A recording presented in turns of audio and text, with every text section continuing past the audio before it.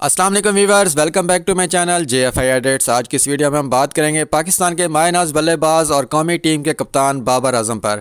ناظرین، کل لاہور میں ایک پریس کانفرنس کی گئی جس میں حامزہ مختار کی جانب سے بابر اعظم پر کچھ سنگین الزامات لگائے گئے، جس میں ان کا کہنا تھا کہ بابر اعظم نے 10 سال تک ان کا مالی اور جنسی استحصال کیا، انہیں جنسی زیادتی کا نشانہ بنایا ہے۔ اس ویڈیو میں ہم ان کی طرف سے کچھ ثبوت جو پیش کیے گئے ہیں ان پر ایک نظر دوڑائیں گے اور ویڈیو کے آخر میں تصویر کا دوسرا رخ بھی دیکھیں گے۔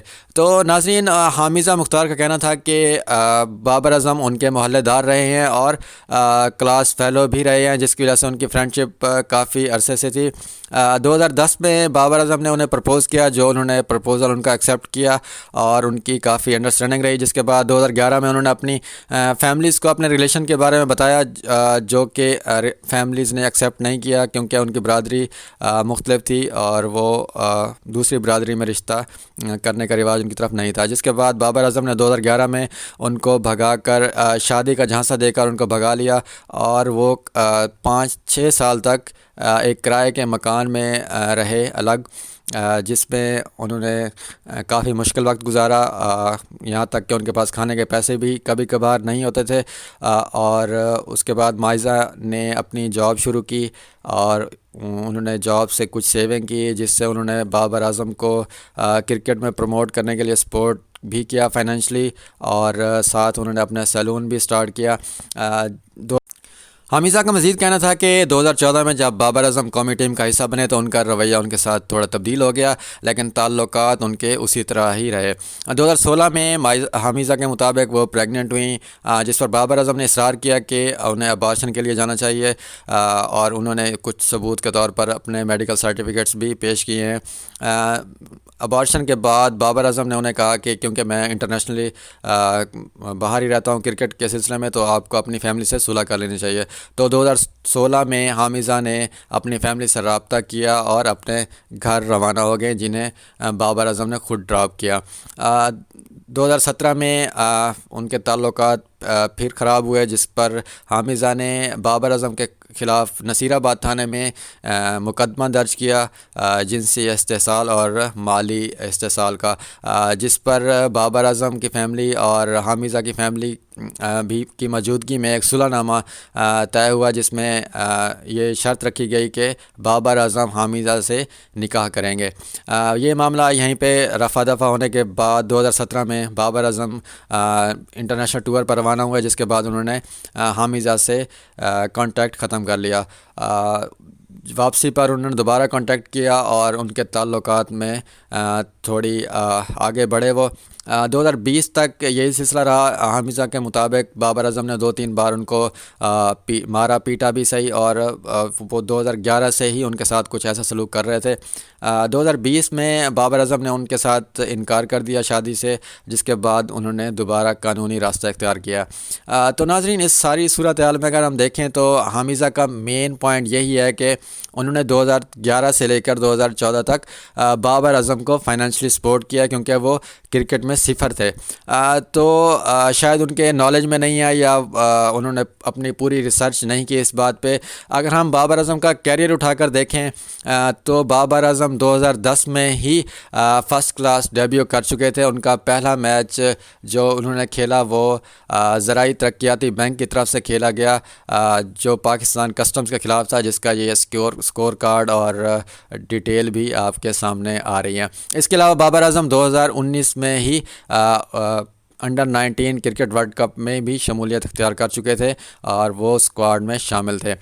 2010 سے ان کا پراپر کیریئر سٹارٹ ہو چکا تھا اور وہ ڈیفرنٹ پلیٹ فارم سے پاکستان کی نمائندگی کر رہے تھے، جس میں انہوں نے پاکستان اے ٹیم کی طرف سے بھی کھیلا، انڈر-19، انڈر-23، وہ مختلف ٹورنامنٹس میں پارٹیسپیٹ کرتے رہے۔ تو ان کا کہنا ہے کہ انہوں نے فائنینشلی طور پر بابر اعظم کو سپورٹ کیا اور وہ صفر تھے اور ان کے پاس کھانے کے پیسے نہیں تھے، اور یہ بات تو یہیں پہ ہو جاتی ہے ختم، اور اس کا کوئی جواز بنتا نہیں ہے۔ دوسری بات یہ کہ وہ کہہ رہی ہیں کہ بابر اعظم نے ان کو شادی کا جھانسا دے کر اور کورٹ میرج کا کہہ کر 2011 میں بھگایا۔ اگر ہم بابر اعظم کی ڈیٹ آف برتھ کے مطابق دیکھا جائے، جو کہ ان کی اکتوبر 1994 کی ڈیٹ آف برتھ ہے، تو سن 2011 میں ان کی میکسیمم جو ایج بن رہی ہوگی اس وقت وہ 17 سال کے لگ بھگ ہوگی. تو اور حامزہ کیونکہ ان کی کلاس فیلو تھیں تو تقریباً لگ بھگ ان کی ایج بھی اتنی ہی رہی ہوگی. تو پاکستان کی کون سی ایسی کورٹس ہیں جو ان کو 17 سال میں نکاح رجسٹر کر کے دیکھ سکتی ہیں؟ کیونکہ پاکستان میں قانون کے مطابق 18 سال کے بعد ہی آپ یہ پروسیس سے گزر سکتے ہیں. تو نکاح کی بات بھی یہیں پہ رہ گئی جو انہوں نے بھاگ کر شادی کا فیصلہ کیا تھا. تیسری بات یہ کہ 6 سال تک وہ 2011 سے 2017 تک 2016 تک وہ بابر اعظم کے ساتھ بغیر نکاح کے رہی ہیں. تو وہ کون سے قانون اور کون سے اسلامی طریقے کے مطابق ان کی رہائش تھی، یا وہ کس قانون کے تحت وہ الگ رہ رہے تھے؟ اور بابر اعظم کیونکہ 2010 سے ہی ان کا کیریئر سٹارٹ ہوا تھا، کیا ان کی فیملی کو اس بارے میں تب تک کوئی علم نہیں تھا؟ اور وہ لڑکی بغیر نکاح کے 6 سال تک ایک بندے کے ساتھ اسی طرح رہی، اور اب اس کا کہنا ہے کہ اس کا جنسی استحصال ہوا. تو جب وہ 5 سال بغیر نکاح کے رہ رہی تھیں اس وقت ان کو یہ محسوس نہیں ہوا. تو یہ پوائنٹ بھی کچھ حد تک یہیں رہ جاتا ہے. اب آگے بات ان کے آگے پولیس کیس اور میڈیکل رپورٹس، اور 2020 میں ان کا دوبارہ یہ جو ہے پروسیس سارا، تو ان کا کہنا تھا کہ جی میں مجبور تھی کیونکہ میں گھر چھوڑ چکی تھی، اور یہ سارا کچھ پروسیس جو بھی ہے.